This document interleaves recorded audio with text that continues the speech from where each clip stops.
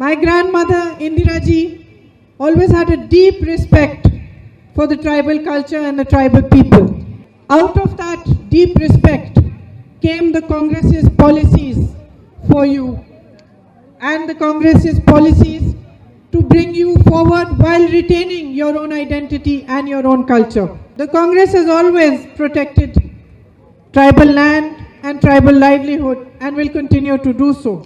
In our manifesto for this election, we are also proposing a scheme called Nyay, in which 72,000 rupees will annually be given to every family which is in distress and in need. Young people will be able to start their own companies, their own businesses, without the baggage of multiple permissions and taxes. Education up to the 12th standard and health in government hospitals will be provided for free. The fundamental difference between what the BJP promises you and the Congress promises you is firstly that the Congress has the intention to deliver, and it has proved this.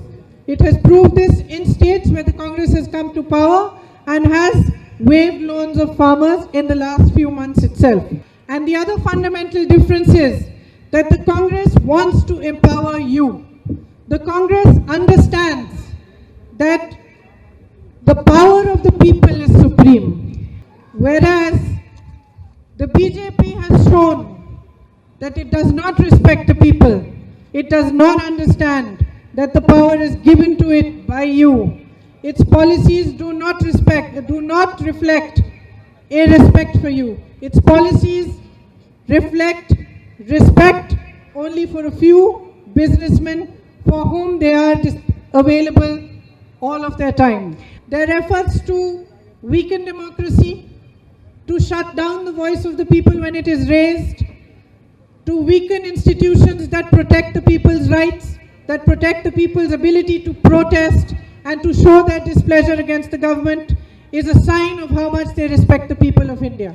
So I am here before you today to ask you to consider all these things when you go to cast your vote, to understand that to protect our country, to protect your voice, to protect democracy, to protect all those institutions which are there to safeguard the power that actually belongs to you, you must vote having thought and considered all these things in great depth.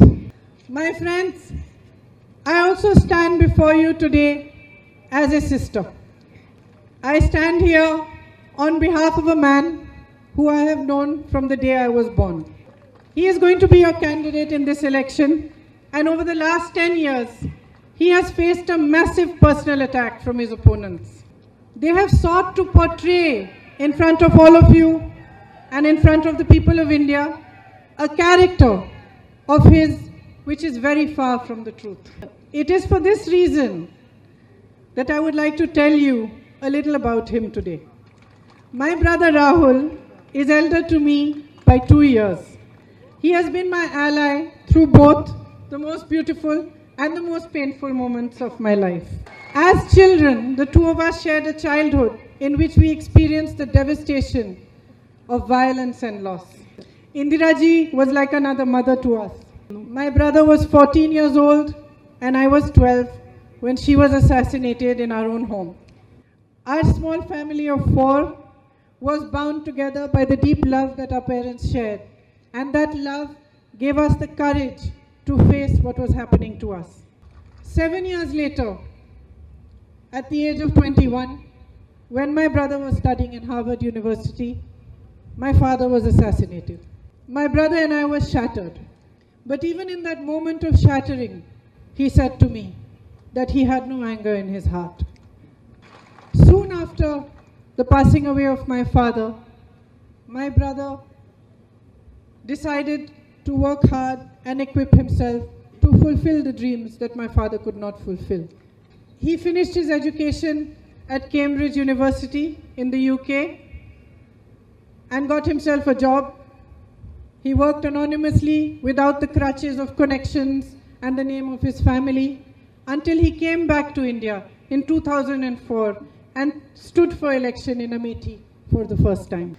My brother is a man who believes so deeply in equality that he will not remain silent in the face of inequality. Sensing the unfairness of the political system, one of the first things he did was he attempted to democratize the frontal organizations of the Congress party, of which he was in charge. Despite much criticism, he went ahead.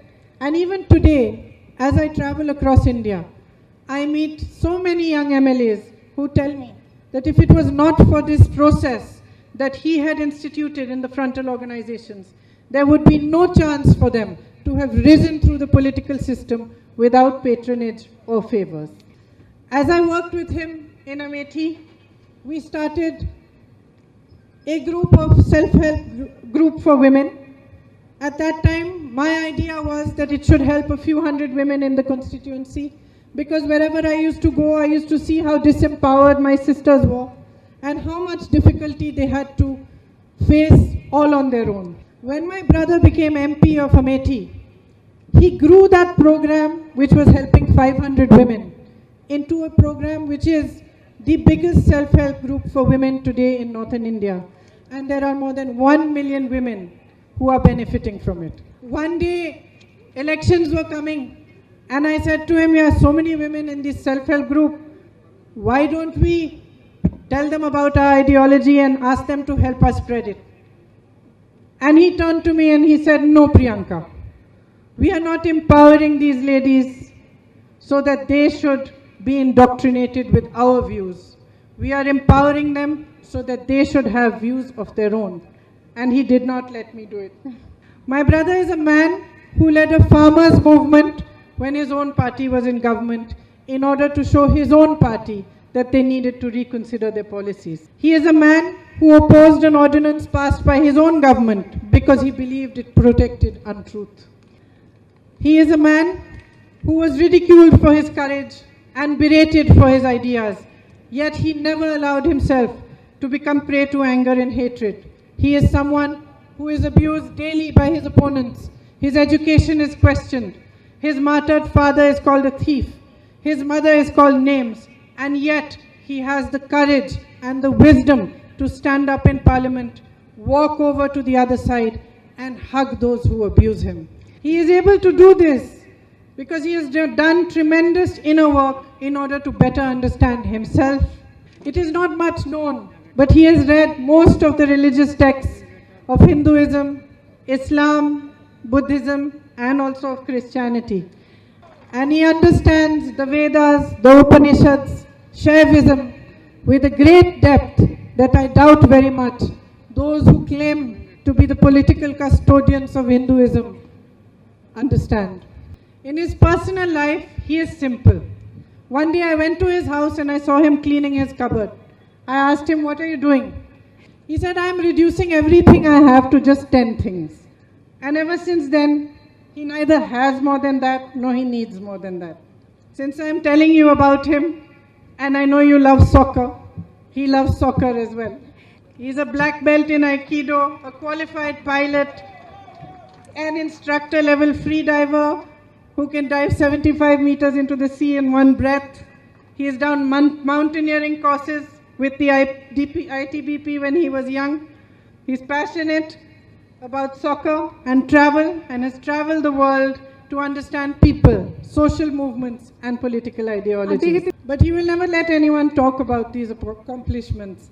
And I'm sure when he finds out that I have said all this today, he's not going to like it very much, because he shuns publicity for himself. And he is a man for whom being praised or being victorious has no meaning. For him, justice matters, truth matters, and equality for everyone around him matters. He never looks at a problem superficially. He finds the root of the problem. He finds the structural issue with it, and he works hard and single-mindedly to resolve it. Rahul Gandhi believes with all his heart in democracy. He believes in the freedom of expression, of language, of worship, of culture. He understands that the true nature of this nation was built, that it was built by the people, for the people. We all go to him for advice, and he always speaks the truth, whether we like it, whether it makes us angry or upset or not. In the atmosphere of division, hatred, and negativity that pervades our country today, where the greed for political power is so insatiable that it has displaced the needs of the people, the suffering of the people, that the constitution is being destroyed, that democracy is being undermined, and the people's suffering has become secondary to one man's whims and weaknesses. A man like Rahul Gandhi, whose abiding faith in equality, love and freedom, his ability to embrace and resolve, is a powerful message to all of us.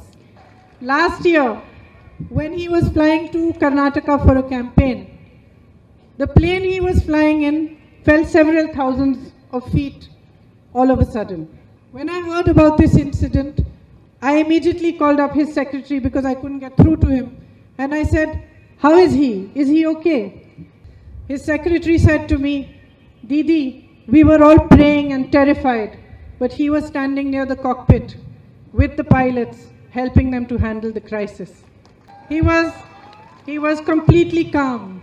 He is a man I can depend upon to stand by me through thick and thin, to show me always unflinchingly right from wrong.